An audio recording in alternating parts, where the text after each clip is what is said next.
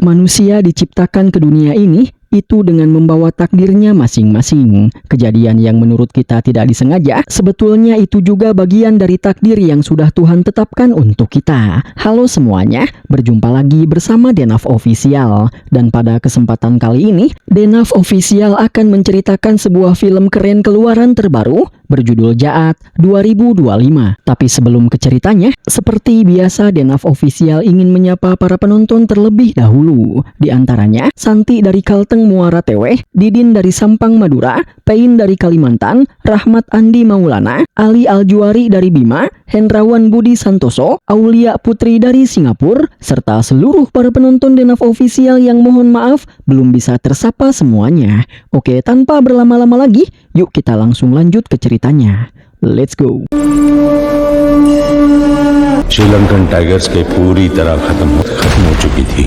Pada tahun 2009, di negara Sri Lanka, Tentara Angkatan Darat Sri Lanka berhasil memusnahkan sekelompok teroris yang bernama kelompok teroris Tiger Jaffna. Dan setelah berhasil memusnahkan kelompok teroris tersebut, Tentara Angkatan Darat Sri Lanka yang dibantu oleh para warga lokal pun langsung memasuki hutan yang menjadi markas dari kelompok teroris tersebut untuk melakukan pencarian terhadap sisa-sisa peninggalan dari para kelompok teroris tersebut, seperti emas dan senjata-senjata api. और खजाना वगैरह ढूंढने के लिए चली हुई थी।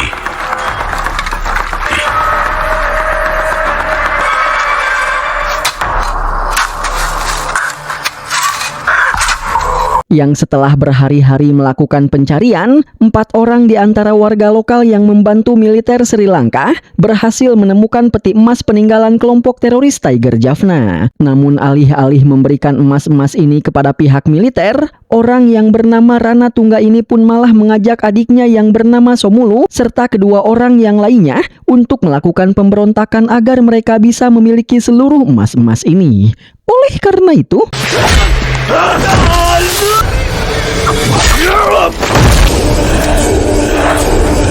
mereka pun mulai menyerang dan menghabisi anggota militer yang mendekat ke arah mereka sebelum akhirnya mereka melakukan penyerangan secara terbuka. Melihat itu, para anggota militer yang lainnya pun langsung berlarian ke arah mereka untuk mencoba menghentikan mereka berempat. Oleh karena itu, maka pergedebukan pun terjadi.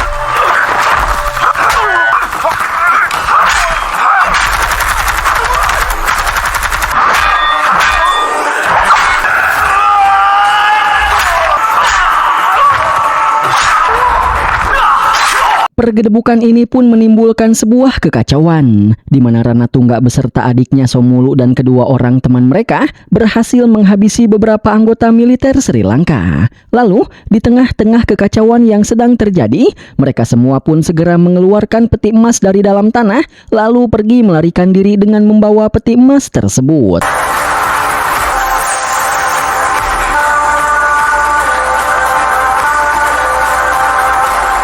Yang setelah berhari-hari berlayar di lautan, keempat orang ini pun akhirnya tiba di India. Dan setibanya mereka di India, mereka pun langsung menggali tanah untuk menyembunyikan emas-emasnya. Namun ketika mereka akan pergi setelah selesai menyembunyikan emasnya, tiba-tiba... कौन हो बे तुम? Mereka pun terciduk oleh para polisi India, sehingga mereka pun langsung dibawa ke kantor polisi. Dan setelah diinterogasi, para polisi ini pun akhirnya mengetahui bahwa Rana Tungga dan yang lainnya bukanlah penduduk India, melainkan para penyusup yang berasal dari Sri Lanka. Sehingga para polisi ini pun berniat untuk menangkap dan memenjarakan mereka. Namun, gold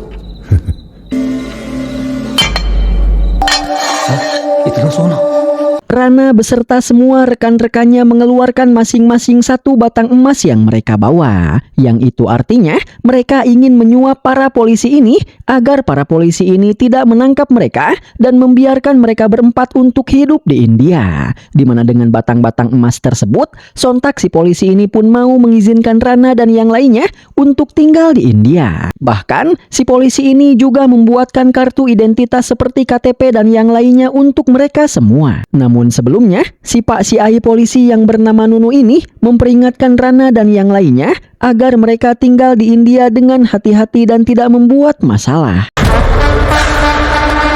Singkat cerita, 15 tahun pun telah berlalu, di mana di pagi itu ada sebuah kiriman paket untuk Perdana Menteri atau Presiden India.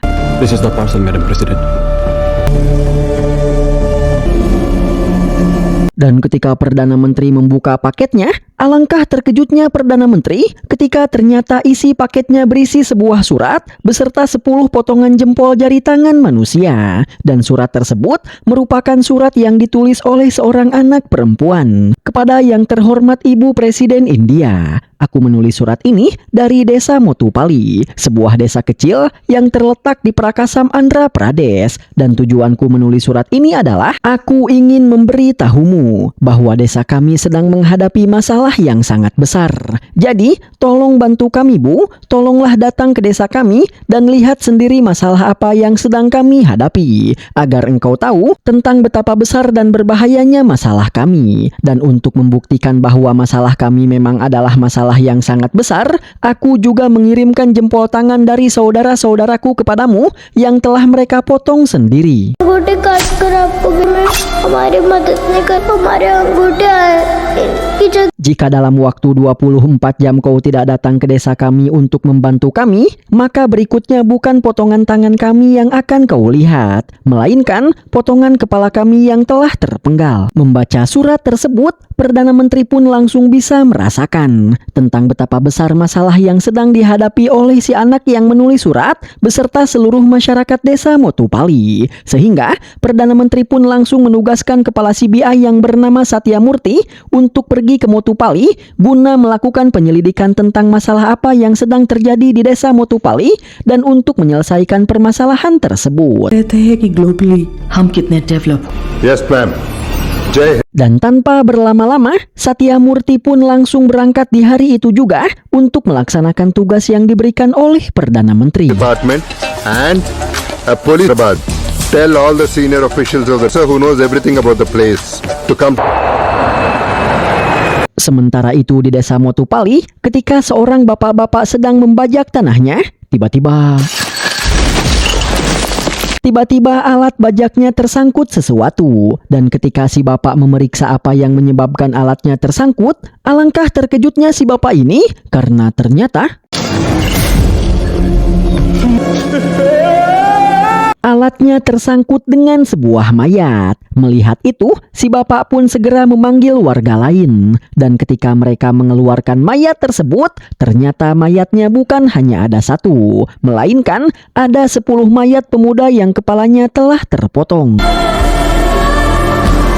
Penemuan mayat-mayat tersebut sontak saja langsung membuat geger seluruh warga desa.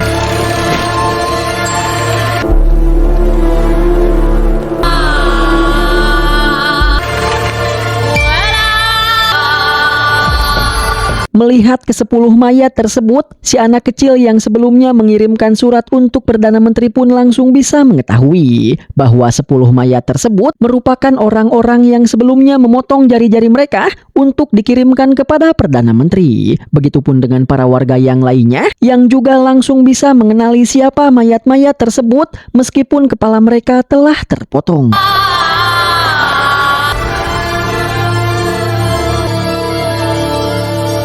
Tapi meski begitu, ketika para polisi datang untuk menanyakan apa yang sebenarnya sedang terjadi di desa ini, tidak ada satu warga pun yang berani mengatakan permasalahan yang sedang mereka hadapi. Bahkan, ketika seorang anak ingin berkata, ibunya melarang anak tersebut. Melihat itu, si polisi yang bernama Vijaya Laksmi ini pun langsung menyadari bahwa para warga desa ini sedang sangat ketakutan, sehingga mereka tidak berani mengatakan apa yang sedang terjadi. और ये खजान दिखाकर इनकी मौत की कीमत Sampai akhirnya, seorang kakek-kakek yang bernama Kang Momon menceramahi semua warga dengan mengatakan bahwa ke-10 orang ini bisa tewas dengan tragis itu dikarenakan karena mereka ingin menyelamatkan kalian semua. Tapi setelah mereka tewas, bahkan kalian tidak berani mengatakan apapun, ungkap Kang Momon. Mendengar ceramah dari Kang Momon, para warga desa ini pun akhirnya menjadi lebih berani. Sehingga keluarga dari para mayat-mayat ini pun akhirnya mau mengakui bahwa ke-10 mayat ini merupakan keluarga mereka.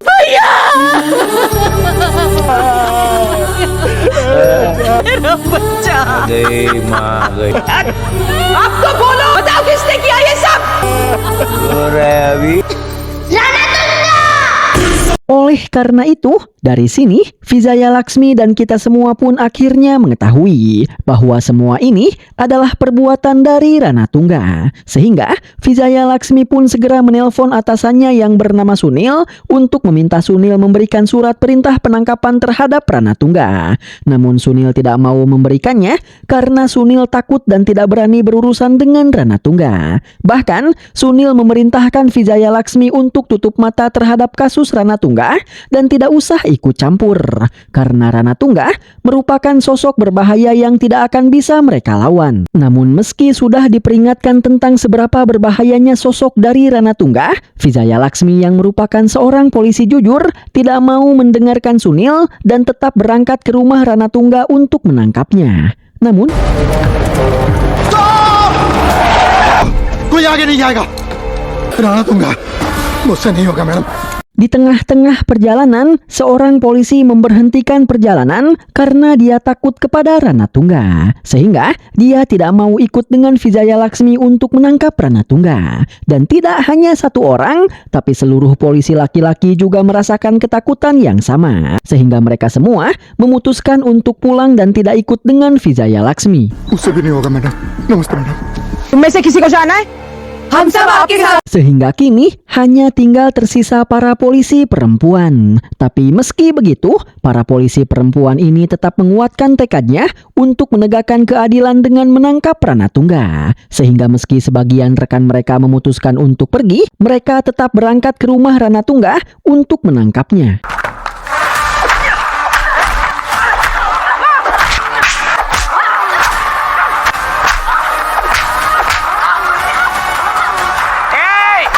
Dan tanpa berbasa-basi, para polisi perempuan ini pun langsung menyerang para anak buah Ranatungga. Bahkan, Vijaya Laksmi hampir berkelahi dengan ibu Ranatungga. Tapi sebelum mereka benar-benar berkelahi, mereka dihentikan oleh istri Ranatungga yang bernama Barati. Dengan sopan dan anggun, Barati pun mengajak Vijaya Laksmi dan para polisi untuk masuk ke dalam rumah. Lalu menawarkan mereka minuman dan makanan. Namun Vijaya Laksmi menolak minuman dan makanan yang ingin ditawarkan oleh Barati karena niat kedatangannya ke sini adalah untuk menangkap Ranatungga. Jadi Vijaya Laksmi meminta Barati untuk membawa Ranatungga ke hadapannya. Awalnya Barati tetap menyikapi Vijaya Laksmi dengan santai. Tapi karena Vijaya Laksmi terus ngotot ingin menangkap Ranatungga, bahkan sampai menodongkan pistol ke arah Barati karena Barati terus saja bertele-tele, Barati pun akhirnya menunjukkan siapa dirinya.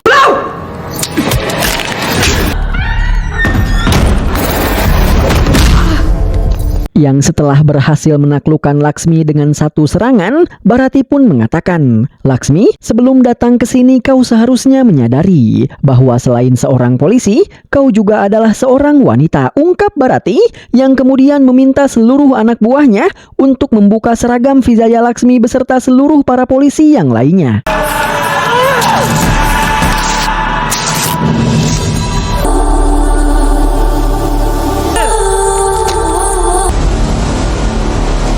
Setelah mereka semua ditelanjangi, Barati pun menyekap mereka semua di dalam gudang. Dan di sini, Barati mengatakan, "Tampaknya keberanian kalian sebelumnya kini telah berubah menjadi rasa malu dan takut. Inilah balasan karena kau telah berani masuk ke dalam kerajaan suamiku. Atasanmu menolak memberikan surat perintah penangkapan terhadap suamiku. Itu bukan tanpa alasan. Dia takut kepada suamiku. Karena memang seluruh polisi yang ada di daerah ini takut kepada suamiku. dan tidak ada yang berani kepada suamiku. Dan kau malah memberanikan diri untuk datang ke sini hanya karena gara-gara kau menemukan 10 mayat yang dihabisi oleh suamiku. Padahal selama 15 tahun tinggal di sini, suamiku telah menghabisi ribuan orang. Itulah alasan mengapa dia bisa berkuasa dan ditakuti. Tidak ada yang bisa melawan apalagi menghentikannya. Bahkan dewa pun takut datang ke kerajaan suamiku untuk menghentikan kejahatannya, ungkap Bharati. Di mana sesaat setelah Bharati mengatakan itu,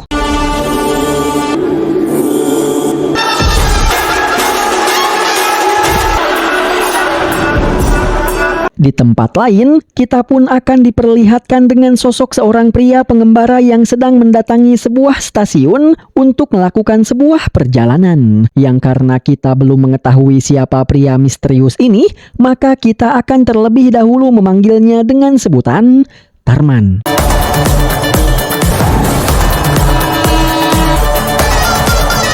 Di tengah-tengah perjalanan, kereta yang ditumpangi oleh Tarman pun secara terpaksa harus berhenti karena di jalur yang sama di depan sana ada sebuah kereta yang mengalami masalah. Jadi, kereta ini harus berhenti untuk menunggu kereta tersebut melaju terlebih dahulu agar tidak terjadi tabrakan kereta api. Di mana waktu yang dibutuhkan untuk memperbaiki kereta tersebut adalah sekitar 4-5 jam. Mendengar itu, Tarman yang merasa lapar pun akhirnya memutuskan untuk pergi ke sebuah warung yang berada di dekat kereta untuk beristirahat dan untuk mencari makan. दाल रोटी मिलेगी?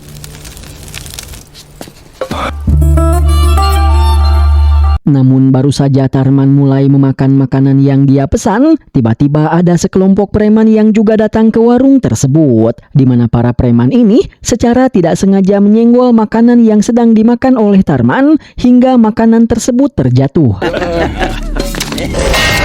Melihat itu, Tarman pun segera membereskan makanannya yang terjatuh, lalu menghampiri para preman tersebut dan menyuruh mereka untuk meminta maaf karena mereka telah menjatuhkan makanannya. Namun jelas, para preman yang songong dan sok keras ini tidak mau meminta maaf dan malah menertawakan Tarman yang telah berani menyuruh mereka untuk meminta maaf. Tapi karena Tarman terus memaksa mereka agar meminta maaf, salah satu preman pun akhirnya marah, lalu mendorong Tarman dan mencaci maki Tarman sambil terus menyombongkan dirinya beserta kelompoknya bahwa mereka adalah preman penguasa wilayah ini. Dan ketika si orang ini sedang terus-menerus menyombongkan dirinya beserta kelompoknya, tiba-tiba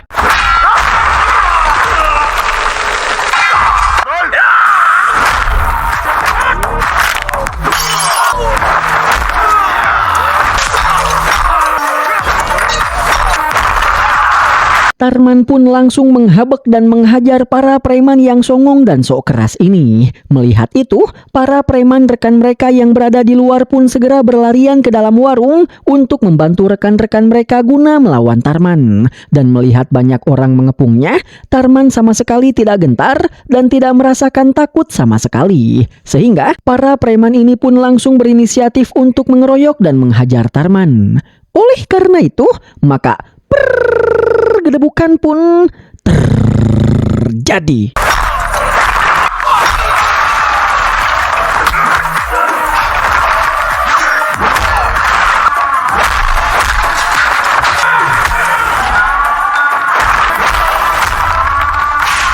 Melihat kekuatan dan kehebatan dari Tarman, si preman yang bernama Ucup ini pun langsung terkena mental, sehingga dia pun segera berlari menuju ke mobilnya untuk kabur melarikan diri. Namun Tarman segera mencengkram mobil Ucup, sehingga sekeras apapun Ucup menginjak gas mobilnya, mobil yang dikendarai oleh Ucup tak pernah bisa melaju. Dimana dari sini, kita pun bisa melihat tentang betapa edan kekuatan dan tenaga yang dimiliki oleh Tarman.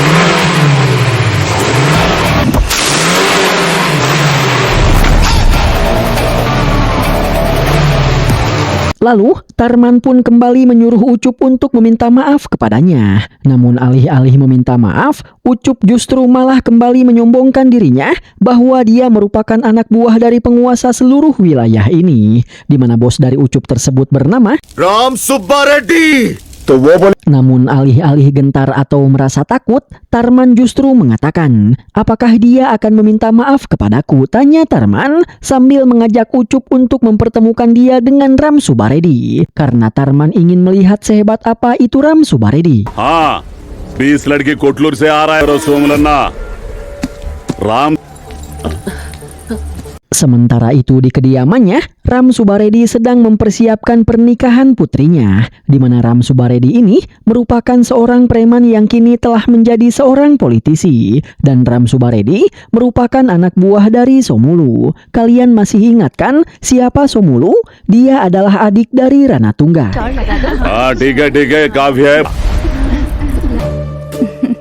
बेटा Sebelum melangsungkan pernikahan putrinya, Subaredi pun menyuruh calon menantunya yang merupakan seorang insinyur agar keluar dari pekerjaannya dan menyuruhnya untuk diam saja di rumah Subaredi. Karena Subaredi tidak mau menantunya bekerja agar menantunya tersebut bisa fokus untuk membahagiakan putrinya. Dan masalah uang, menantunya tidak usah khawatir karena Subaredi akan menjamin semuanya, ungkap Subaredi sambil terus menyombongkan dirinya dengan mengatakan bahwa di desa ini tidak ada orang yang lebih kaya darinya. Dialah orang yang paling kaya, paling berkuasa, seorang politisi sekaligus merupakan raja dari para preman. Yang ketika Subaredi sedang terus-menerus menyombongkan dirinya, tiba-tiba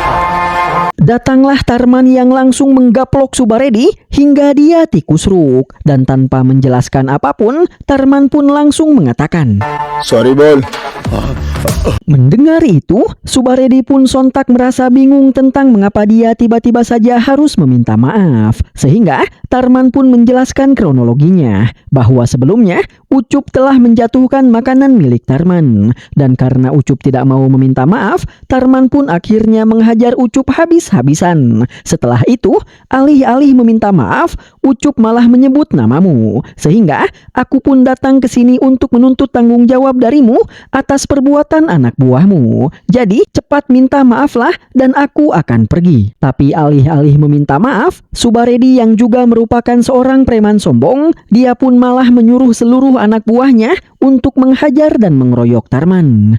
Oleh karena itu, maka pergedebukan pun kembali terjadi.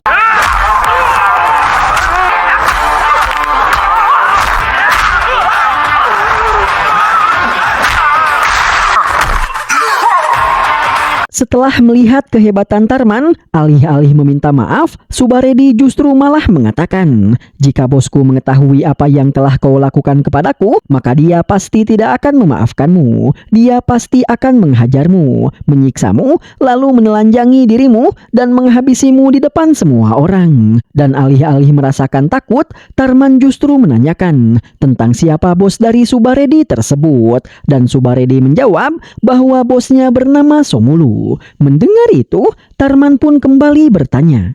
वो सॉरी बोलेगा Setelah itu, Tarman pun mengajak Subaredi untuk mempertemukan dia dengan Somulu. Bersamaan dengan itu, Satyamurti pun akhirnya telah sampai di Hyderabad, di mana Satyamurti langsung disambut oleh para polisi Hyderabad. Lalu, Satyamurti pun mengajak seorang polisi yang bertugas di kantor polisi Prakasam untuk ikut bersamanya. Yang sesaat setelah Satyamurti pergi, seorang polisi menelpon seorang menteri pusat yang bernama Jajang untuk memberitahu Jajang bahwa ketua CBI yaitu Satyamurti saat ini telah sampai di Hyderabad dan sedang dalam perjalanan menuju desa Motupalli. Motupalli Mendengar itu, Jajang pun sontak merasa sangat kaget, sehingga dia pun segera menelpon Barati untuk memberitahu Barati bahwa kepala CBI sedang menuju desa Motupalli. Jadi, apa yang seharusnya tidak dilihat oleh Satyamurti harus dibereskan agar dia tidak melihatnya.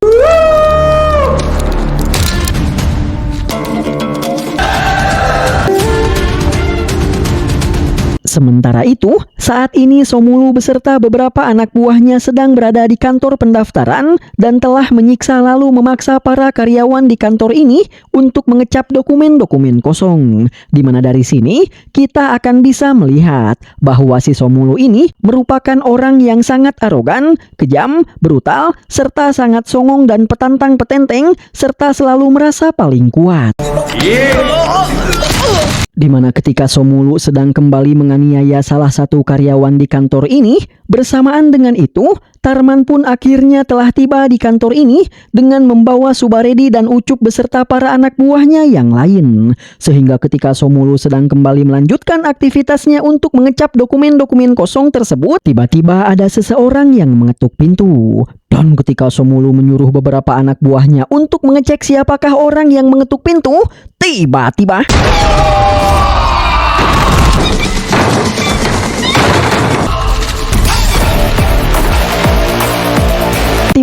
Tarman datang dengan barbar yang membuat semua orang merasa sangat terkejut. Namun Somulu tetap terlihat santai. Dan melihat itu, salah satu anak buah Somulu pun maju untuk menyerang dan menghajar Tarman.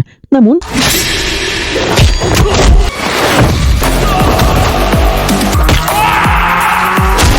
Kelo, ngelempar orang udah kayak ngelempar kucing aja nih si Tarman. Melihat itu, dengan masih terlihat santai, Somulu pun bertanya kepada Tarman tentang siapa dirimu dan apa tujuan kedatanganmu kemari. Dan tanpa memperkenalkan siapa dirinya, Tarman pun menjelaskan bahwa tujuan kedatangannya adalah dia ingin Somulu meminta maaf kepadanya.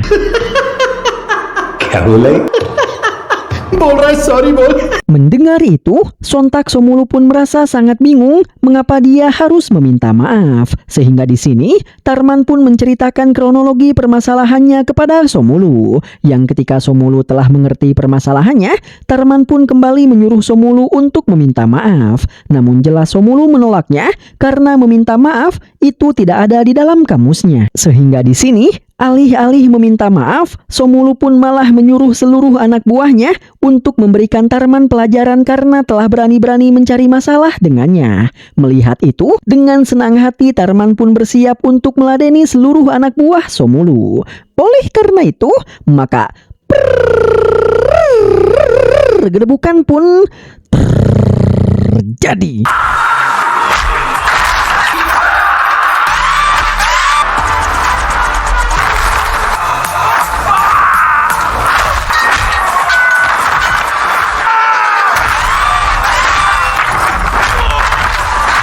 Dan seperti biasa, Tarman bisa mengalahkan seluruh anak buah Somulu bahkan dengan cara yang di luar Nurul. Bahkan, Somulu yang sejak awal film diperlihatkan sangat jago dan bisa menghabisi beberapa tentara Sri Lanka, tapi di hadapan Tarman Somulu bahkan tidak bisa berbuat apa-apa. Dia seperti seorang anak kecil yang baru belajar berjalan, tapi sudah berkelahi dengan seorang atlet bela diri. Sehingga di sini, Somulu pun bisa dikalahkan dengan begitu sangat mudah.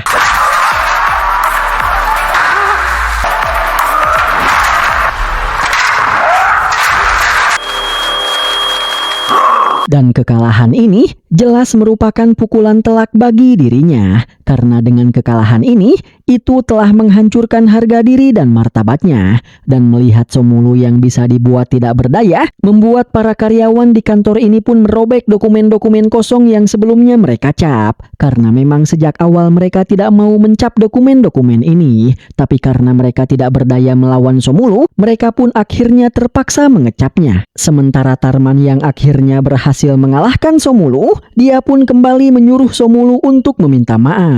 Tapi meski sudah dikalahkan, Somulu tetap tidak mau meminta maaf, lalu mengatakan, "Jika kakakku tahu kalau kau telah memukuliku, maka dia pasti akan menghabisimu." Mendengar itu, alih-alih merasa takut, Tarman pun justru kembali bertanya tentang siapakah kakak Somulu. Dan Somulu menjawab bahwa kakaknya adalah Dan alih-alih ketakutan, di sini Tarman pun malah mengajak Somulu untuk mempertemukan dirinya dengan Ranatungga. Bersamaan dengan itu, di tempat lain, dalam perjalanan menuju desa Motupali, Satyamurti yang telah mendengar cerita dari si Pak Polisi yang bernama Kang Kohar ini, dia pun akhirnya mengetahui bahwa penyebab masalah di desa Motupali adalah Ranatungga. कौन है ये रणतुंगा? रिश्वत देकर Indian citizen बन गया। Sehingga Satyamurti pun bertanya kepada Kang Kohar tentang siapakah itu Ranatungga. Oleh karena itu, di sini Kang Kohar pun menjelaskan bahwa 15 tahun yang lalu, seorang polisi korup yang bernama Nunu telah menerima suap emas batangan dari Ranatungga. Dan karena suap tersebut, Nunu pun mengizinkan 4 orang penjahat internasional yaitu Ranatungga dan rekan-rekannya masuk ke India dan mengizinkan mereka tinggal di India. Bahkan, Nunu juga membuatkan kartu identitas sebagai penduduk India untuk Ranatungga dan yang lainnya. Sehingga sejak hari itu, Ranatungga pun mulai merintis untuk mendirikan kerajaan kriminalnya di daerah ini. Namun baru saja mereka tinggal di India, mereka sudah diganggu oleh preman penguasa daerah ini. Di mana si preman yang bernama Pandulu ini menginginkan Ranatungga dan yang lainnya untuk menjadi budaknya. Mendengar itu, sontak Somulu pun menolak permintaan dari Pandulu. Sehingga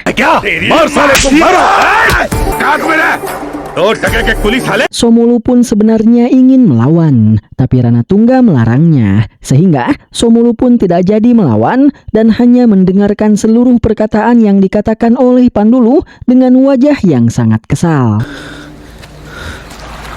Namun di malam harinya, Ranatungga beserta Somulu dan 2 rekannya pun langsung mendatangi kediaman Pandulu untuk membalas dendam atas perbuatan kasar Pandulu tadi siang. Dan tanpa berbasa-basi, Ranatungga pun langsung membiarkan Somulu untuk mendekati Pandulu agar Somulu bisa menyiksa Pandulu untuk membalaskan kekesalannya tadi siang.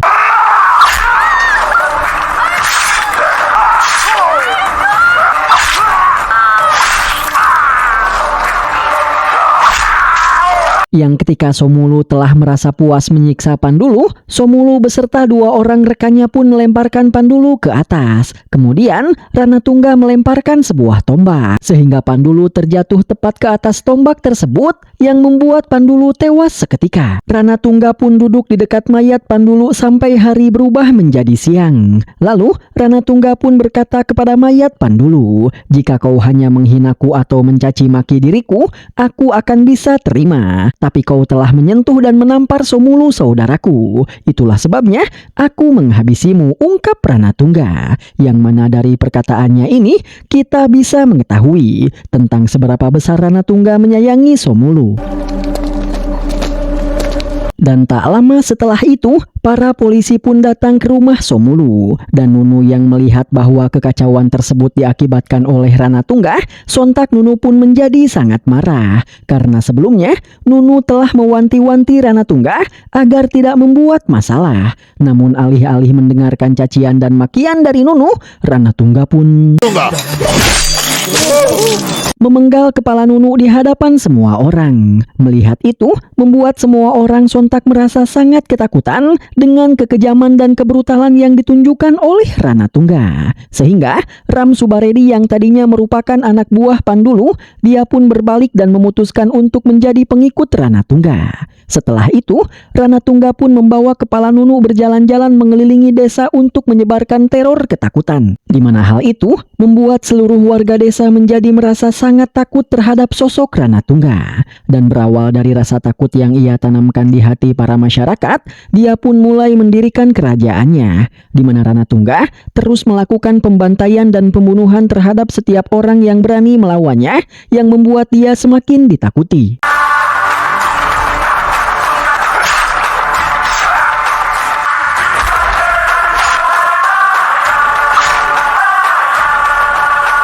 Di mana karena hal itu, perlahan dia pun menjelma menjadi sosok yang paling berkuasa. Berkuasa karena dia ditakuti. Dan ketika kerajaannya sudah mulai terbentuk, Ranatungga pun perlahan membawa para anggota keluarganya yang tinggal di Sri Lanka ke India. Di mana setelah 15 tahun berlalu, Ranatungga pun kini telah berhasil menguasai sebanyak 40 desa yang ada di Hyderabad. Di mana di ke-40 desa itu bukan pemerintah yang berkuasa, melainkan Ranatungga lah yang mengendalikan seluruh pemerintahan dan seluruh masyarakat yang ada di ke-40 desa tersebut. इस तरह से उसने अपनी आर्मी को तैयार 40 गांव पर उसने अपना कब्जा कर लिया सर। और देखते ही देखते Dan begitulah masa lalu Rana Tungga. Begitulah alasan mengapa sekarang Rana Tungga menjadi begitu sangat berkuasa. Bersamaan dengan itu, di tempat lain, Tarman pun akhirnya telah sampai di rumah Rana Tungga dengan membawa Somulu, Ucup, beserta Subaredi dan para anak buah mereka.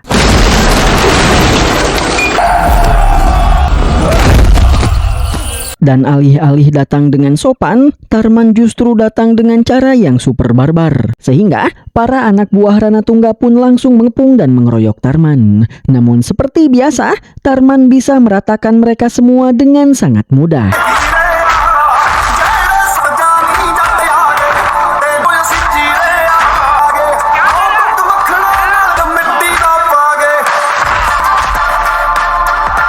Setelah berhasil menggusur Somulu menuju ke dalam rumah, Tarman pun meminta Somulu untuk memanggil Rana Tungga. Sehingga Somulu pun berteriak-teriak memanggil-manggil Rana. Di mana hal itu juga terdengar oleh Vijayanti dan yang lainnya yang membuat mereka akhirnya kembali mempunyai harapan bahwa Tarman akan bisa menyelamatkan mereka.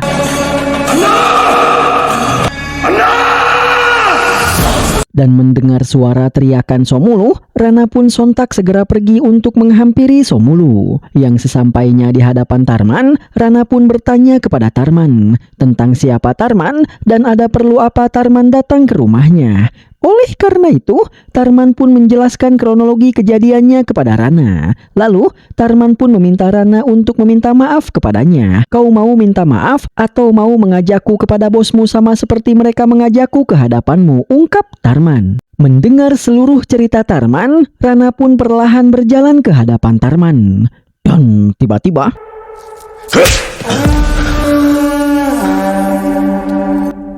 किसी बात को यहाँ तक लेके आया तू Rana menggaplok Somulu lalu memarahinya karena Somulu telah membuat perihal minta maaf yang merupakan perkara kecil menjadi sebuah masalah yang besar.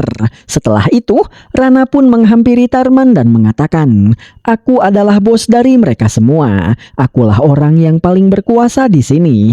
Tidak ada orang yang lebih berkuasa dariku. Jadi, aku tidak akan membawamu ke hadapan bosku seperti yang mereka lakukan," ungkap Rana. Dan setelah itu, Rana pun mengatakan, sorry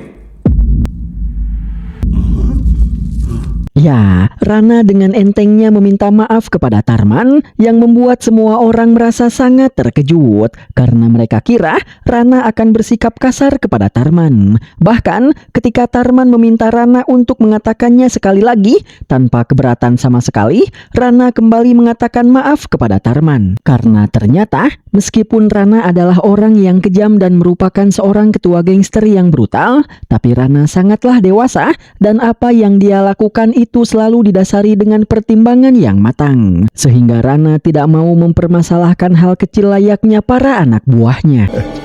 sounds so good Di mana hal itu membuat Tarman menjadi merasa sangat bahagia karena akhirnya dia mendapatkan apa yang dia mau. Dan sebelum pergi, Tarman menghampiri Ucup dan mengatakan, "Seandainya kau meminta maaf sejak awal, masalahnya tidak akan separah ini," ungkap Tarman yang kemudian berlalu pergi. Di mana kepergian Tarman membuat harapan Pijaya Laksmi menjadi hancur. Namun ketika Tarman akan melangkahkan kakinya untuk keluar dari rumah Rana, tiba-tiba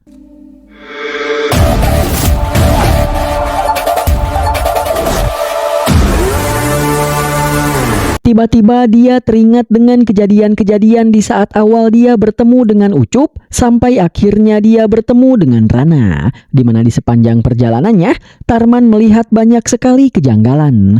Oleh karena itu, Tarman pun membatalkan kepergiannya lalu kembali menghadap Rana dan mengatakan, "Sekarang aku baru menyadari bahwa sejak tadi aku melihat banyak sekali kejanggalan. Saat di warung, anak buah Subaredi membawa banyak senjata tajam. Saat aku pergi ke rumah Subaredi, di sana ada banyak sekali karung berisi uang. Saat aku pergi menemui Somulu, Somulu sedang mencap dokumen-dokumen kosong di kantor pendaftaran. Dan sekarang, saat aku berada di rumahmu, di depan rumahmu ada sebuah mobil jeep polisi yang ditutupi dengan terpal, serta ada banyak sekali seragam polisi yang tergeletak di lantai," ungkap Tarman yang kemudian pergi mengambil seragam-seragam polisi tersebut. Dan melihat tanda pengenal yang ada di seragam tersebut, Tarman pun bisa mengetahui bahwa pemilik seragam polisi ini adalah para wanita. Oleh karena itu, Tarman pun bisa menyimpulkan bahwa Rana dan para anak buahnya mungkin telah menyekap dan menelanjangi para polisi wanita. Yang setelah menyadari hal itu,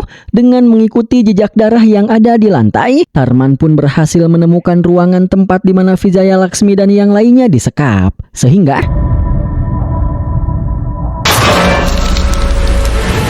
Tarman pun menghancurkan jendela di ruangan tersebut, lalu memberikan seragam-seragam tersebut ke dalam ruangan tersebut tanpa melihat ke dalam ruangan. Melihat itu, sontak saja Vijaya Laksmi dan rekan-rekannya pun langsung mengambil seragam-seragam tersebut. Sementara Tarman, dia langsung dikerumuni oleh para anak buah Rana. Oleh karena itu, maka gedebukan pun terjadi.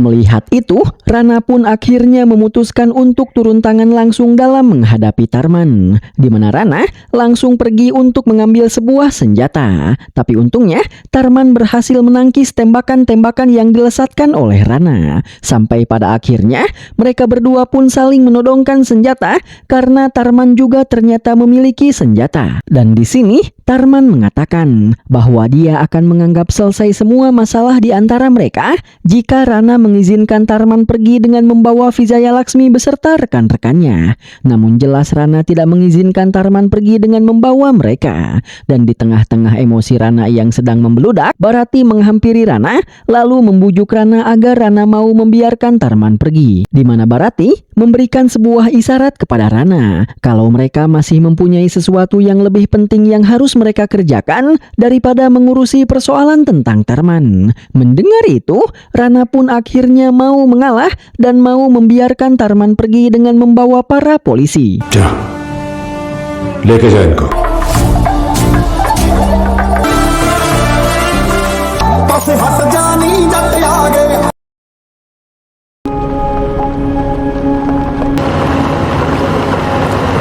Sementara itu di tempat lain, Jajang sedang mengajak Satyamurti untuk bertemu. Di mana maksud tujuan Jajang mengajak Satyamurti bertemu adalah Jajang ingin menyuap Satyamurti agar Satyamurti segera kembali ke Delhi dan memberikan laporan kepada Perdana Menteri bahwa tidak ada masalah apapun di desa Motupalli. Mendengar itu, Satyamurti yang merupakan petugas jujur pun sontak saja langsung menolak tawaran suap yang ditawarkan oleh Jajang. Bahkan di sini Satyamurti juga mengatakan bahwa jika dia sampai menemukan kejanggalan di Motupalli, jika dia sampai menemukan bukti bahwa Jajang juga terlibat dalam permasalahan yang sedang menimpa masyarakat di desa Motupalli, maka Satyamurti akan menghukum Jajang dengan sangat berat. Ruthless! Pachman encounter! Kembali kepada Rana, di mana di sini ibu Rana marah kepada Rana karena Rana malah melepaskan Tarman yang sudah menjatuhkan harkat martabat keluarga mereka pergi begitu saja. Namun Rana mengatakan dia telah berani menghina keluargaku. Jadi aku tidak akan puas jika aku menghabisinya di dalam rumah ini. Karena itu tidak akan bisa menebus penghinaan yang telah dia lakukan. Jadi aku berniat untuk menghabisinya di depan semua orang, ungkap Rana. Yang sesaat setelah dia mengatakan itu, Rana ditelepon oleh Jajang yang berniat untuk memberitahu Rana bahwa Satyamurti telah menolak suap yang dia tawarkan. Mendengar itu, Rana pun berniat untuk menghabisi Tarman dan juga Satyamurti sekaligus. एक rowdy के लिए कुछ central minister है. Do you have at least the smallest clue on Kembali kepada Satyamurti, di mana di sini Satyamurti merasa heran tentang mengapa Jajang yang merupakan seorang menteri pusat sampai ikut campur hanya untuk melindungi Rana. Di mana karena hal itu membuat Satyamurti berpikir bahwa Rana pasti bukanlah penjahat biasa. Oleh karena itu, di sini Satyamurti pun meminta data-data kejahatan Rana kepada Kang Kohar. Dan ketika Kang Kohar memberikan data-data Rana kepada Satyamurti, tiba-tiba Bersamaan dengan itu, Tarman yang sedang dalam perjalanan untuk mengantarkan para polisi ini ke kantor tempat di mana mereka bertugas juga diserang oleh para anak buah Rana.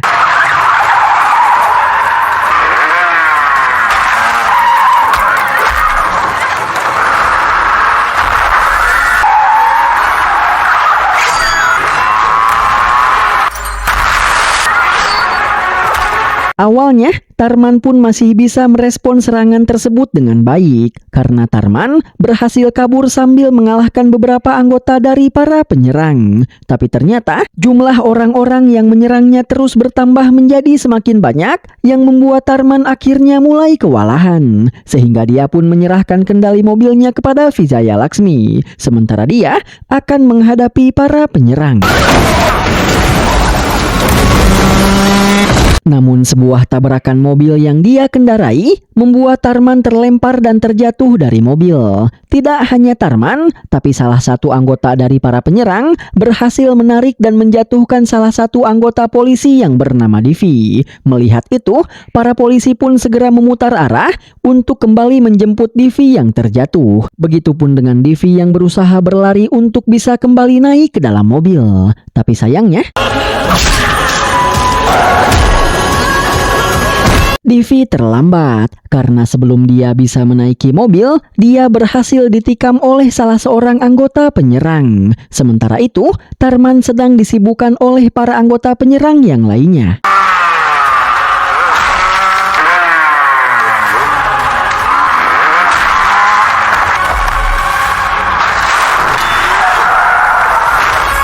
Yang setelah berhasil mengalahkan beberapa di antara mereka, Tarman pun berhasil melompat dan kembali naik ke atas mobil. Sehingga mereka semua pun akhirnya bisa kabur melarikan diri. Sir ये गाड़ी आपने अचानक बदल दी Kembali kepada Satyamurti yang ternyata masih hidup. Karena ternyata sebelum mobil yang dia kendarai tertabrak truk, dia sudah menukar mobilnya dan telah menaiki mobil yang lain. Criminal minds. Karena ketika Satyamurti menolak tawaran suap yang ditawarkan oleh Jajang, Satyamurti sudah bisa memprediksi kalau Jajang dan Rana pasti akan berusaha mengincar nyawanya untuk bisa menghentikan penyelidikan yang akan dia lakukan. Sementara itu, Tarman dan para polisi pun akhirnya telah sampai di sebuah desa. Tapi sayangnya, ketika mereka berlari ke sana kemari sambil berteriak-teriak meminta pertolongan, mereka tidak bisa menemukan satu orang pun manusia di desa ini.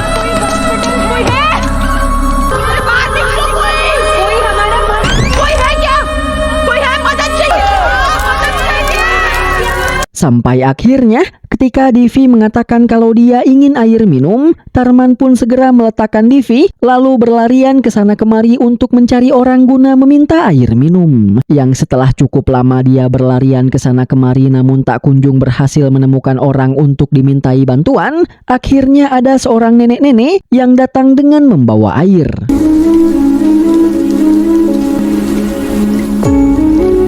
Melihat itu, Tarman pun segera berlari menghampiri si nenek, lalu mengambil air dari si nenek untuk diberikan kepada Divi. Namun ketika Tarman akan memberikan air tersebut kepada Divi, tiba-tiba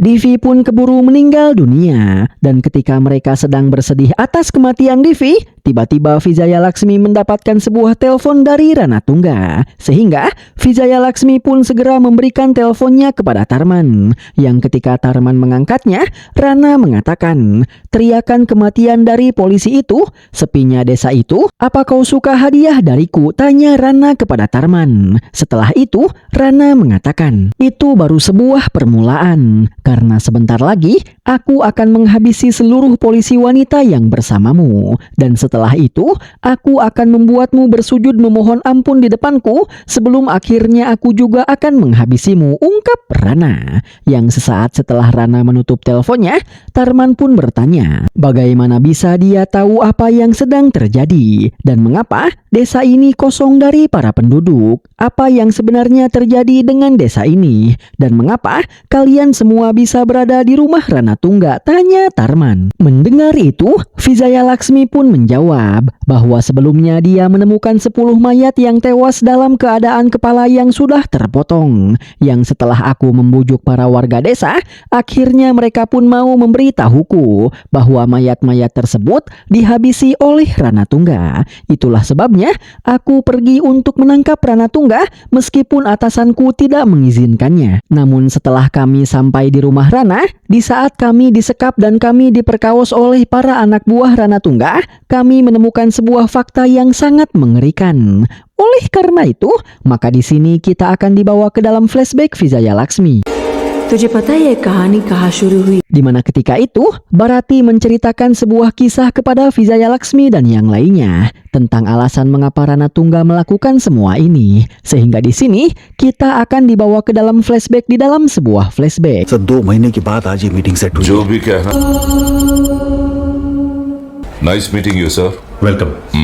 Pada saat itu, Jajang si Menteri Pusat diundang ke sebuah pertemuan oleh seorang pengusaha yang bernama Tatang. Di mana di sini, Tatang menjelaskan bahwa dulu pada saat Perang Dunia Kedua, perang tersebut dapat dihentikan oleh sebuah bom yang dijatuhkan ke Hiroshima dan Nagasaki. Dan apakah kalian tahu apa yang membuat bom tersebut bisa meledak dengan begitu dahsyat hingga mampu menghentikan perang? Itu semua dikarenakan karena bom tersebut terbuat dari uranium. Setelah itu, Tatang menjelaskan bahwa karena uranium merupakan zat radioaktif yang sangat langka, saat ini para ilmuwan telah menemukan alternatif dari uranium, sebuah zat radioaktif yang fungsinya sama dengan uranium, dan zat tersebut bernama thorium. Beberapa bulan yang lalu, geosatelit milik perusahaan Tatang menemukan 2 lokasi thorium, di mana kedua lokasi tersebut, yang pertama berada di pesisir barat Australia, dan yang kedua berada di pesisir tenggara India, tepatnya di Teluk Benggala di wilayah pantai Andhra Pradesh. Jadi, Tatang ingin meminta bantuan Jajang untuk mengosongkan wilayah tersebut dari para penduduk, karena Tatang ingin menguasai wilayah tersebut agar Tatang bisa mengambil seluruh thorium yang ada di wilayah tersebut. Dan apabila Jajang bisa mengosongkan daerah tersebut, maka Tatang bersedia membayar Jajang berapapun uang yang diminta oleh Jajang. Mendengar itu, Jajang pun sontak sangat antusias. Namun setelah dipikir-pikir kembali, Jajang tidak mempunyai cara untuk bisa mengosongkan wilayah tersebut, karena apabila Jajang menggunakan cara biasa untuk mengosongkan wilayah tersebut, maka Jajang tidak akan berhasil, dan yang ada, Jajang malah akan mendapatkan masalah. Oleh karena itu, Jajang pun berpikir tentang bagaimana caranya dia bisa mengosongkan wilayah tersebut. Yang setelah cukup lama berpikir, Jajang pun akhirnya menemukan sebuah cara. Satu-satunya cara yang bisa Jajang gunakan agar Jajang bisa mengosongkan wilayah tersebut dari para penduduk. Dan cara tersebut adalah Ranatungga. Jajang akan meminta bantuan Ranatungga untuk membuat wilayah tersebut kosong dari para penduduk. Oleh karena itu, Jajang beserta Tatang pun segera pergi ke rumah Rana untuk memberitahu Rana bahwa 30 desa dari 40 desa yang dikuasai oleh Rana merupakan wilayah yang kaya akan zat thorium. Jadi, Tatang ingin Rana membuat 30 desa tersebut kosong dari para penduduk agar Tatang bisa mengambil seluruh zat thorium yang ada di ke-30 desa tersebut. Yang apabila Rana mampu melakukan hal itu, maka Rana akan diberikan uang sebesar 250 miliar rupiah, ungkap Jajang. Mendengar itu, Rana pun sontak merasa sangat terkejut karena dia juga baru mengetahui bahwa ternyata pasir yang selama ini dia pijak mengandung zat yang sangat istimewa. Dan Rana yang tertarik dengan keuntungan yang akan dia dapatkan, Rana pun memberikan segenggam pasir ke tangan Tatang sebagai tanda bahwa dia setuju dengan tawaran Tatang. Oleh karena itu, mulai di keesokan harinya, Rana pun memaksa seluruh masyarakat agar menjual rumah dan tanahnya. Tapi karena kebanyakan dari para masyarakat melakukan protes dan tidak mau menjual tanah mereka, Rana pun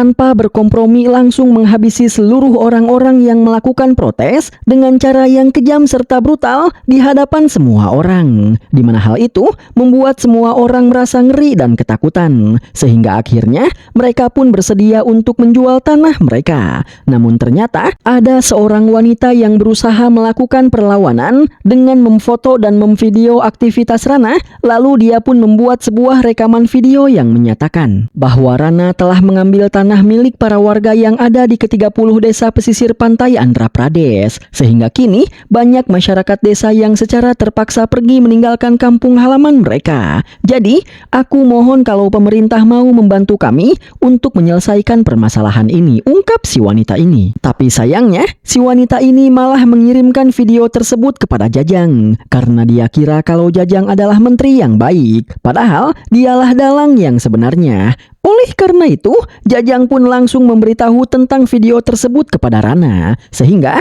Rana pun langsung memerintahkan Sunil yang ternyata adalah salah satu anak buahnya untuk menghukum si wanita tersebut di depan seluruh masyarakat.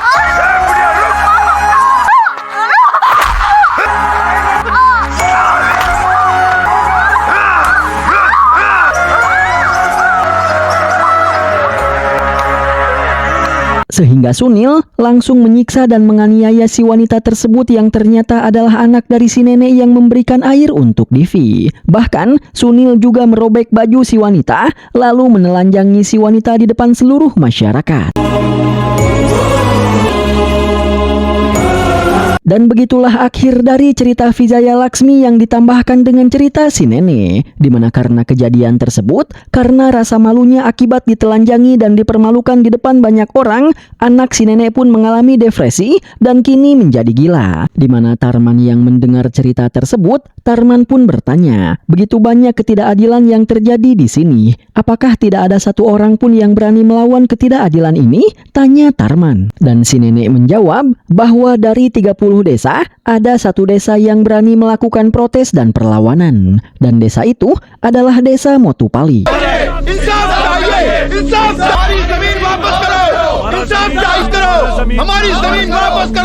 Para pemuda yang berasal dari desa Motupalli mendatangi kantor kolektor untuk menuntut kolektor mengembalikan tanah mereka. Karena sebenarnya mereka tidak pernah menjual tanah mereka, tapi Rana yang dibantu oleh si kolektor lah yang telah membuat sertifikat jual beli tanah palsu untuk memalsukan sehingga seolah-olah mereka telah menjual tanahnya kepada Rana.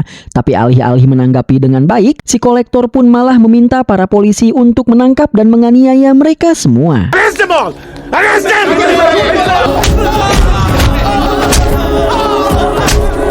Sehingga para pemuda ini pun kembali pulang dengan kegagalan. Melihat para pemuda yang gagal mendapatkan tanah mereka kembali, para warga desa Motupalli pun sontak merasa sangat bersedih. Karena itu artinya mereka harus pergi meninggalkan desa yang sangat mereka cintai ini.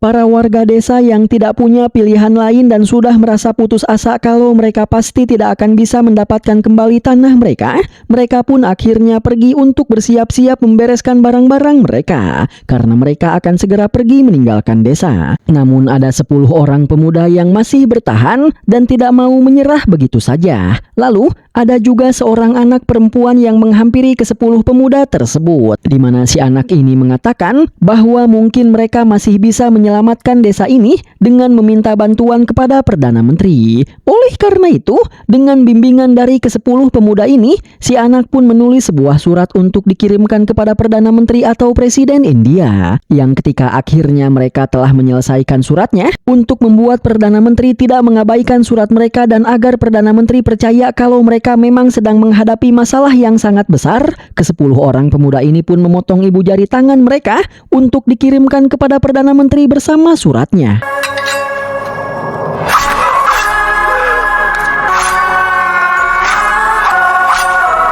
इस घंटों में तुम हमारा मदद नहीं करोगे। Para pemuda ini pun segera mengirimkan paket surat beserta jari-jari mereka yang sudah mereka potong ke kantor ekspedisi pengiriman barang agar paket tersebut segera dikirimkan ke Perdana Menteri, di mana menurut si karyawan di kantor ekspedisi ini, paketnya akan sampai ke kantor Perdana Menteri dalam sehari. Setelah itu, ke-10 pemuda ini pun kembali pulang. Namun ketika mereka sedang dalam perjalanan pulang, tiba-tiba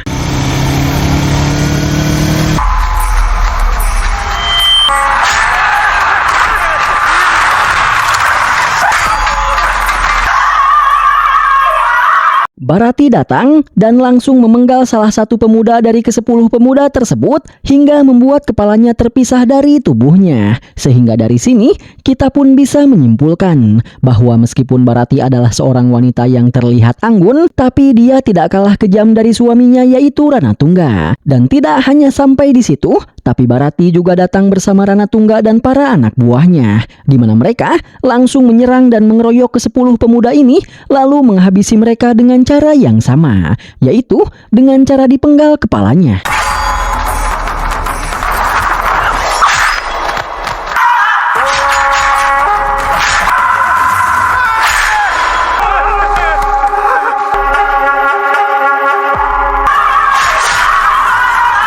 Dan kalian pasti sudah tahu kan bagaimana kelanjutannya? Ya, ke-10 pemuda itu pun dikubur di sebuah ladang lalu ditemukan oleh para warga. Setelah itu, Vijaya Laksmi dan yang lainnya berniat untuk menangkap Ranatungga atas pembunuhan yang menewaskan ke-10 pemuda tersebut. Namun mereka gagal dan malah disekap oleh Barati. Sampai akhirnya, secara tidak sengaja kedatangan Tarman berhasil menyelamatkan mereka semua. Di mana dari cerita ini, Vijaya Laksmi pun mengatakan bahwa sebenarnya mereka pergi ke rumah Rana awalnya bersama para polisi laki-laki, tapi para polisi laki-laki memilih pergi dan tidak mau membantu mereka menangkap Ranatungga. Awalnya, mereka berpikir kalau para polisi laki-laki hanya takut kepada Rana, sehingga mereka tidak mau pergi ke rumah Rana. Tapi mendengar Sunil yang tega menelanjangi anak si nenek, Vijaya Laksmi pun bisa menyimpulkan bahwa para polisi pria yang ada di kantornya adalah para anak buah Rana.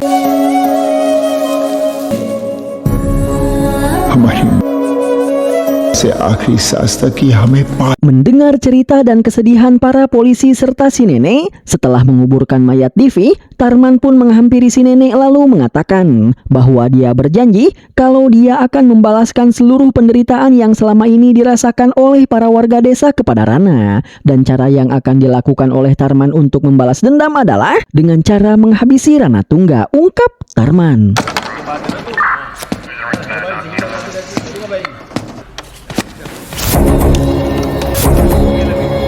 Dan untuk melancarkan rencana balas dendamnya, pertama-tama Tarman pun mendatangi kantor polisi tempat di mana Vijaya Laksmi bertugas. Sehingga di sini, Tarman dan kita semua pun bisa melihat daripada kantor polisi, tempat ini lebih mirip dengan pos ronda. Karena alih-alih bertugas dengan baik, para polisi di kantor ini malah terlihat sedang bermain kartu.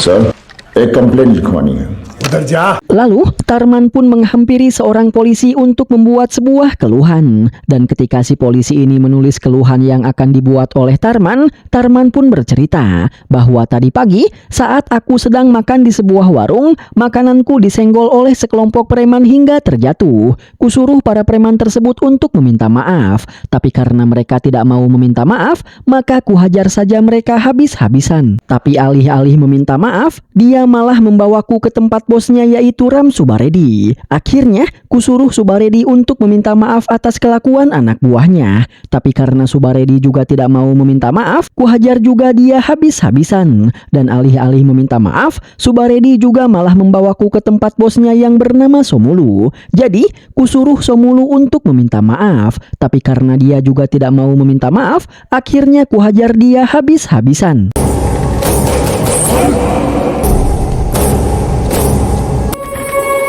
Bad.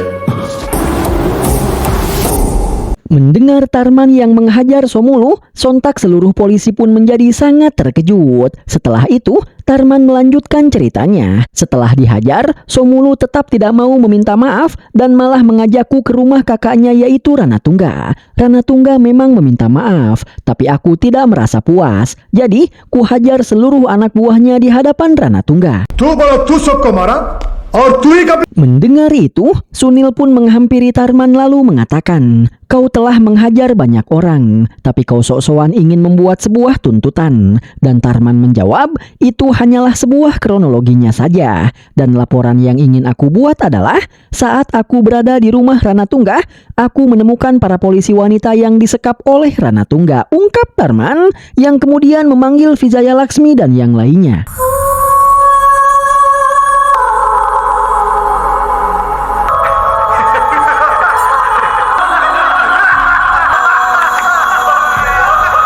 Melihat kondisi Vijaya Laksmi, seorang polisi yang jujur pun merasa sangat bersedih. Berbeda dengan Sunil dan para polisi lainnya yang malah menertawakan keadaan Vijaya Laksmi, lalu mengolok-olok mereka dengan mengatakan, "Kalian pergi ke rumah Rana untuk melakukan penangkapan dengan gagah berani, tapi kalian pulang dari sana dengan sangat menyedihkan," ungkap Sunil.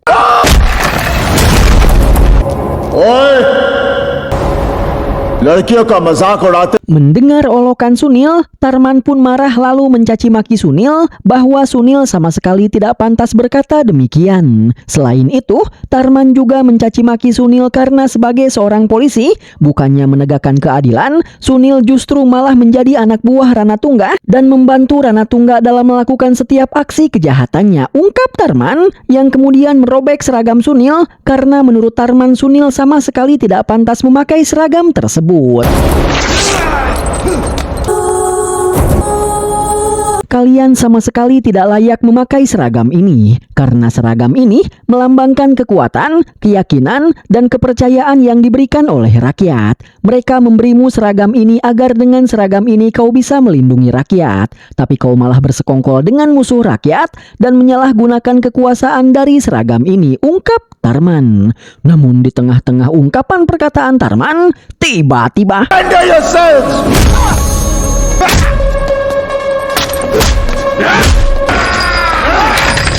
Tiba-tiba Tarman dihajar dan dipukuli lalu diikat menggunakan sebuah rantai yang membuat pergerakannya bisa dihentikan, sehingga Tarman tidak bisa melakukan perlawanan. Melihat itu, para polisi wanita pun ingin mencoba membantu Tarman, namun mereka dihentikan oleh Sunil.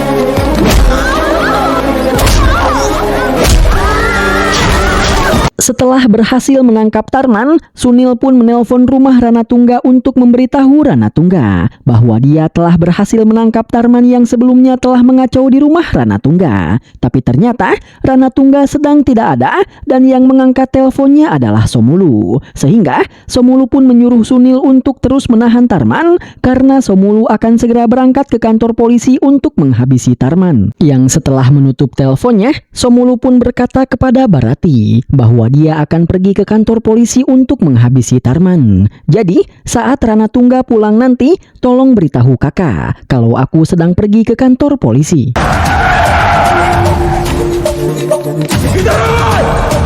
Singkat cerita, Somulu pun telah tiba di kantor polisi dan dengan menunjukkan sikap sok keras serta polontong, Somulu yang merasa dendam kepada Tarman pun langsung mendekati Tarman lalu mengolok-olok Tarman karena dia merasa bahwa kini dia telah menang dan telah berhasil mengalahkan Tarman. Kemudian, Somulu pun menghajar dan memukuli Tarman habis-habisan. Namun di tengah-tengah pemukulan yang sedang dilakukan oleh Somulu, ada seorang polisi senior yang baru datang dan dia yang melihat wajah Tarman, si polisi ini pun sontak merasa sangat terkejut karena sepertinya dia kenal dengan sosok Tarman. Sehingga dia pun segera berlari dan bergegas pulang ke rumahnya untuk memastikan bahwa Tarman memang adalah sosok yang dia kenal. Yang setelah melihat foto yang sudah lama dia simpan, si polisi ini pun akhirnya merasa sangat yakin bahwa Tarman memang adalah orang yang dia kenal. Sehingga dia pun segera menghubungi kantor polisi untuk memberitahu para polisi agar tidak berani-berani memukuli atau bermacam-macam dengan Tarman, karena Tarman bukanlah orang biasa. Namun sebelum si polisi ini menyelesaikan kata-katanya, panggilannya keburu terputus, dan Somulu yang mendengar itu, dia tidak mau mendengarkan perkataan dari si polisi tadi. Lalu Somulu pun menyuruh para polisi untuk membangunkan Tarman yang kini tengah pingsan. Namun tiba-tiba ada seorang tahanan yang dipenjara di kantor polisi ini yang melarang Somulu untuk membangunkan Tarman, karena jika Tarman sampai bangun, maka pasti Somulu dan yang lainnya akan berada dalam bahaya. Dimana ternyata orang ini kenal dengan Tarman karena sebelumnya dia pernah melihat Tarman. Oleh karena itu, orang yang bernama Acun ini pun akhirnya menceritakan kronologi mengapa dia bisa kenal dengan Tarman. Dulu, pada saat Acun sedang ditahan di penjara pusat Dhaka di Bangladesh, ada seorang penguasa tahanan yang sangat kejam dan brutal. Namun di suatu hari, para polisi datang dengan membawa seorang tahanan baru, di mana tahanan baru tersebut tidak lain dan tidak bukan dia adalah Tarman. Melihat seorang tahanan baru, si penguasa tahanan ini pun mulai mendekati Tarman untuk memaksa Tarman agar mau menjadi budaknya. Namun, alih-alih mau menjadi budaknya, Tarman justru melakukan perlawanan dan menghajar si penguasa tahanan beserta seluruh anak buahnya.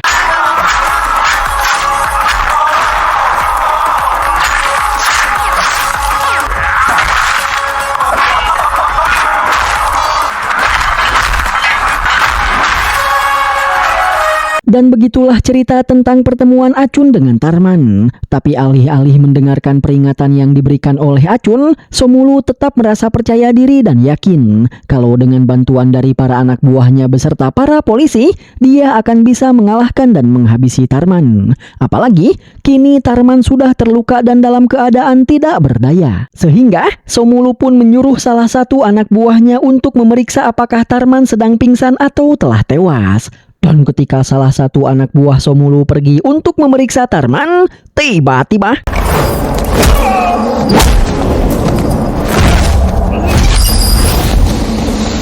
Tarman kembali bangun, lalu menjatuhkan anak buah Somulu yang memeriksanya dalam sekejap. Di mana ternyata, sejak tadi Tarman sengaja pura-pura kalah oleh Sunil dan para polisi untuk memancing kedatangan Ranatungga dan yang lainnya ke kantor polisi ini. Karena Tarman berniat untuk menghabisi Ranatungga beserta seluruh antek-anteknya sekaligus. Tapi sayangnya, Ranatungga tidak datang karena yang datang hanyalah Somulu. Sehingga, Tarman tidak akan bisa menghabisi Ranatungga di tempat ini dan hanya akan bisa menghabisi Somulu beserta yang lainnya. Dimana setelah menjelaskan rencananya tersebut, Tarman pun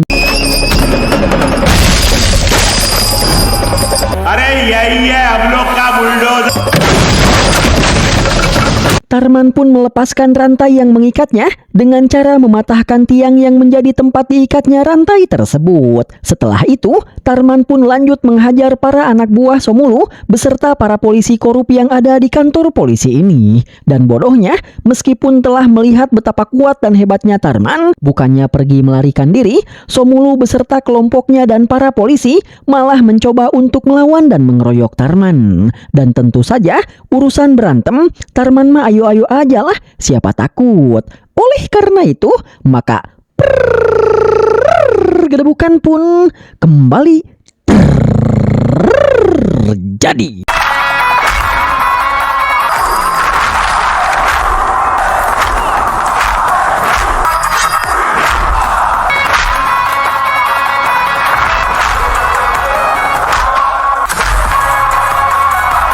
Melihat Sunil beserta para polisi dan seluruh anak buahnya dihajar, Somulu pun mencoba membantu dan bergabung ke dalam pertarungan. Namun pukulannya sama sekali tidak berasa bagi Tarman. Sehingga alih-alih bisa membantu, Somulu pun malah ikut dihajar oleh Tarman. Setelah itu, Tarman pun lanjut menghajar para anak buah Somulu yang mencoba membantu. Dan tidak hanya menghajarnya saja, tapi kali ini Tarman juga langsung menghabisi mereka semua.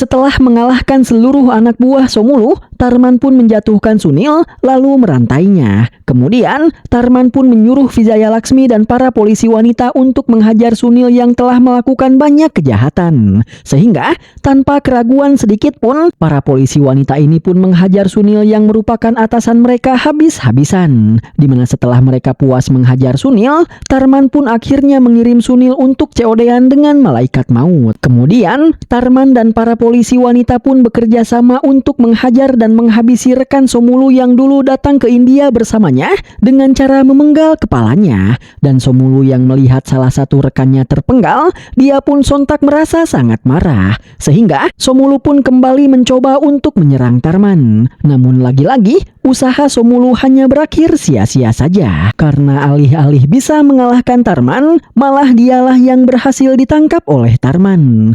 Dan setelah itu,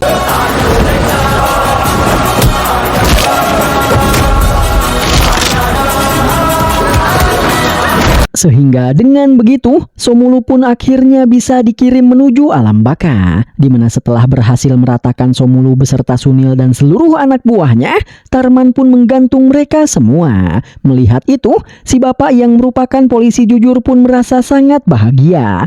Lalu, Tarman pun pergi meninggalkan kantor polisi ini beserta Vijaya Laksmi dan yang lainnya. Namun sebelum pergi, Tarman membawa banyak sekali senjata dari gudang senjata yang ada di kantor polisi ini.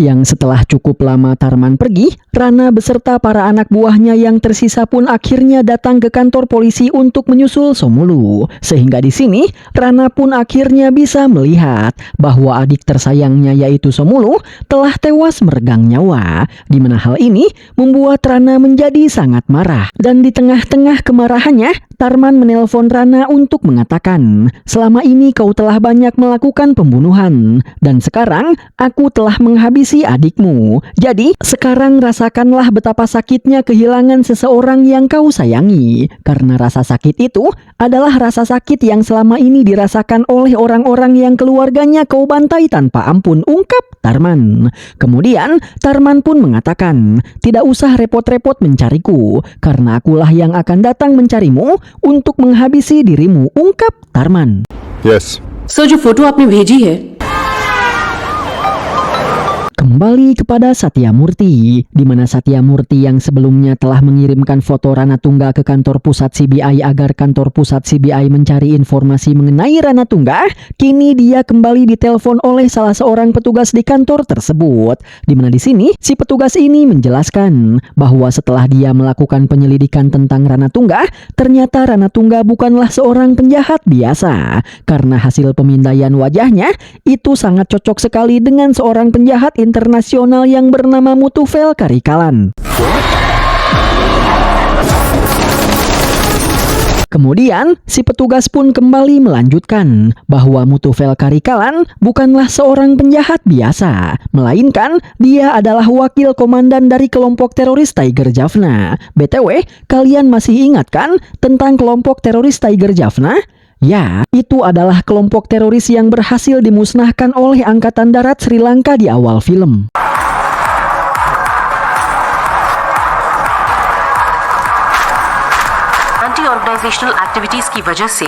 Kemudian, si petugas pun kembali melanjutkan bahwa Mutufel merupakan salah seorang anggota Tiger Jaffna yang paling hebat dan berpengaruh. Selama dia bergabung di dalam organisasi tersebut, Mutufel telah berhasil menghabisi banyak tentara Angkatan Darat Sri Lanka, bahkan dia juga pernah menghabisi seorang mantan menteri.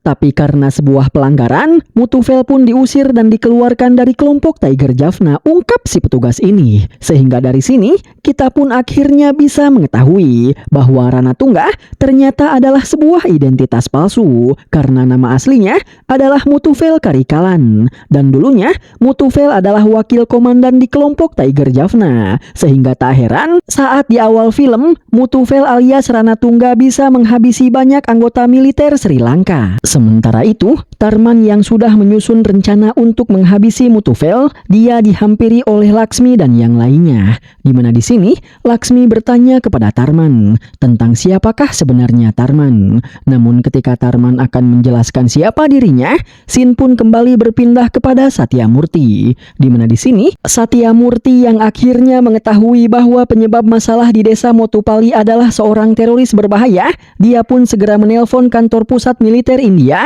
untuk meminta dikirimkan pasukan militer India ke desa Motupalli guna menangkap Mutufel. Namun karena untuk mengirimkan pasukan ke desa Motupalli itu membutuhkan banyak waktu karena desa Motupalli adalah lokasi yang jauh, kepala militer India pun mencoba mencari dan melacak anggota militer India yang saat ini sedang berada di sekitar desa Motupalli. Closest possible unit को पहुंच उसे फौरन पकड़ना होगा।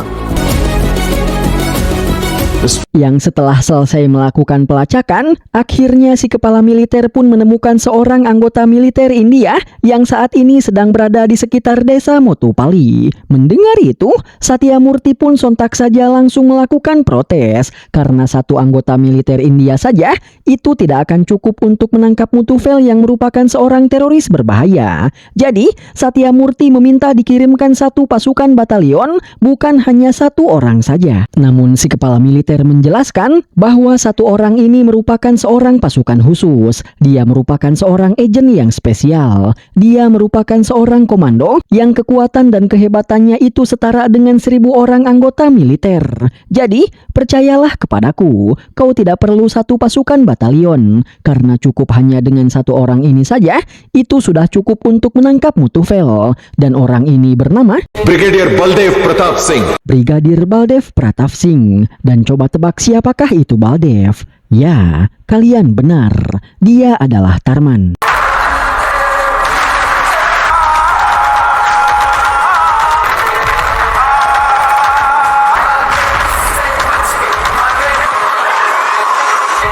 Sehingga dari sini kita bisa mengetahui bahwa foto yang dilihat oleh salah satu polisi bawahan Sunil sebelumnya adalah foto Baldev ketika mengenakan seragam tentaranya. Dan alasan mengapa Baldev bisa ditahan di penjara pusat Dhaka, Bangladesh, ternyata itu merupakan sebuah misi penyamaran. Baldev pura-pura menjadi tahanan agar dia bisa mencari dan menghabisi seorang buronan yang dipenjara di dalam penjara tersebut, di mana buronan tersebut adalah si penguasa penjara yang dihajar oleh Baldev. Selain itu, dari sini kita juga bisa mengetahui bahwa Baldev merupakan pahlawan yang telah berhasil memenangkan banyak perang untuk India. Dia adalah salah satu tentara terbaik kebanggaan India yang berasal dari resimen Jat. One of our best commandos in the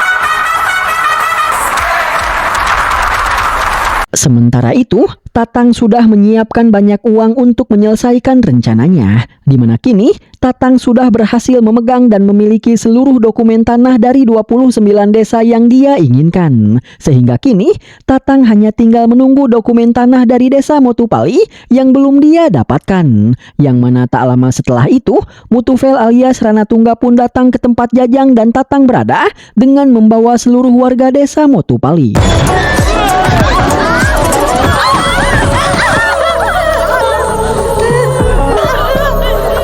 Yang mana di sini Mutufel meminta para warga desa Motupalli untuk menandatangani dokumen penyerahan tanah-tanah milik mereka. Tapi karena mereka bersikeras untuk mempertahankan tanah mereka, Mutufel pun akhirnya membantai dan menghabisi mereka satu persatu. Namun di tengah-tengah pembantaian yang sedang Mutufel lakukan, tiba-tiba ada sebuah helikopter yang datang yang langsung mendorodot dan menghabisi seluruh anak buah Mutufel. Di mana hal itu sontak saja membuat Mutufel beserta Tatang dan Jajang serta semua orang merasa sangat terkejut, di mana ternyata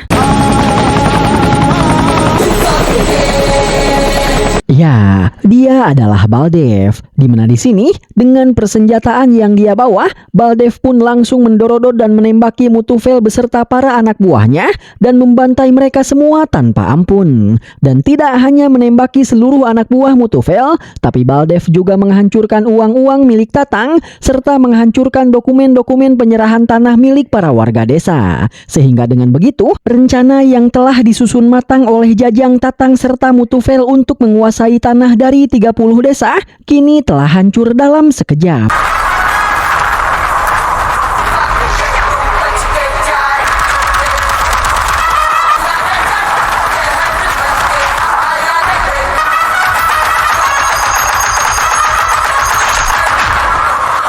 Namun kebrutalan Baldev tersebut dapat dihentikan karena Mutufel menyandra si anak yang menulis surat kepada Perdana Menteri, di mana dengan disandranya si anak, Mutufel bisa membuat Baldev menjatuhkan senjatanya, bahkan membuat Baldev berlutut di hadapannya. Namun ketika dia merasa di atas angin dan merasa bahwa dia akan bisa menghabisi Baldev, ketika Mutufel akan menembak Baldev, tiba-tiba banyak warga desa Mutupali yang menghalangi todongan senjata Mutufel ke arah Baldev, di mana hal itu membuat fokus Mutufel teralihkan yang membuat dia kehilangan si anak dari genggamannya.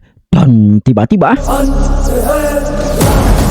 Baldev sudah berdiri tepat di hadapannya. Melihat itu, Mutufel pun berniat untuk menembaknya. Namun dengan cepat Baldev bisa menangkap tangan Mutufel, lalu menjatuhkan senjata yang dipegang oleh Mutufel dan mendorong Mutufel hingga dia ngejengkang. Melihat itu, para warga desa Motupali pun sontak langsung mengelilingi Mutufel dengan Baldev untuk menyaksikan pertarungan mereka berdua. Sehingga, baik Baldev maupun Mutufel, keduanya langsung bersiap untuk melakukan duel. Oleh karena itu, maka pergedebukan pun terjadi.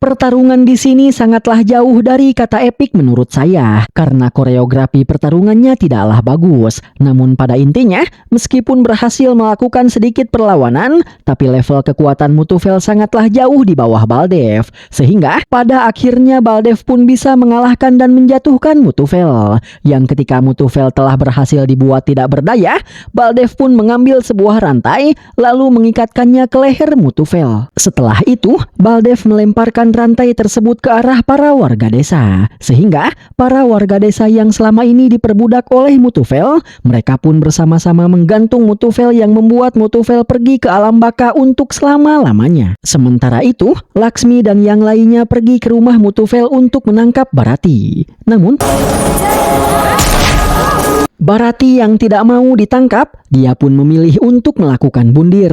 Melihat itu, ibu Mutufel pun sontak merasa sangat syok, sehingga dia pun ikut meninggal dunia akibat serangan jantung. Yang ketika Mutufel akhirnya telah berhasil dihabisi, Satyamurti dan yang lainnya pun akhirnya tiba di lokasi pertarungan. Dan melihat Baldev yang telah berhasil menghabisi Mutufel serta telah berhasil menyelamatkan banyak warga, Satyamurti pun sontak langsung berterima kasih dan memberikan apresiasi kepada Baldev, sehingga Proud of you, Brigadier Baldev Pratap Singh.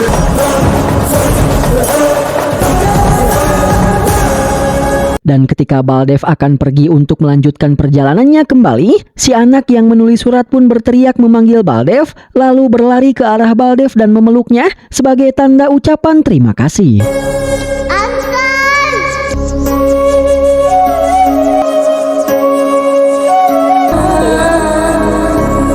Dan bertepatan dengan Satyamurti yang memberikan laporan kepada Perdana Menteri, Baldev pun pergi meninggalkan seluruh warga desa untuk kembali melanjutkan perjalanannya. Oleh karena itu, maka film pun sudah berakhir.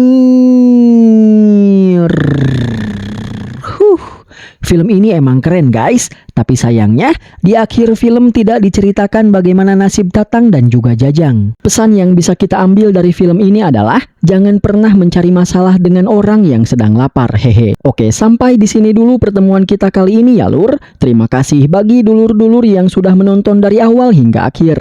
Jangan lupa like, share, komen, dan subscribe ya lur. Sampai jumpa lagi di video-video berikutnya. Bye-bye.